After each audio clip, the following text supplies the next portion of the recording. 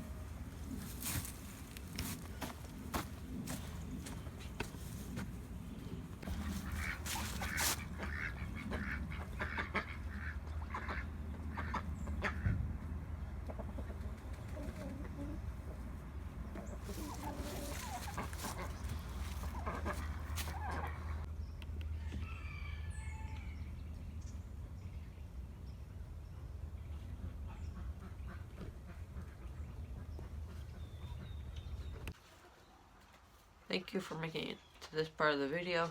This is the end, and I have set a goal. I'm going to try to reach 50 subscribers by the end of the year. And let's see if we can make that happen. Would love to have 50 subscribers by the end of the year.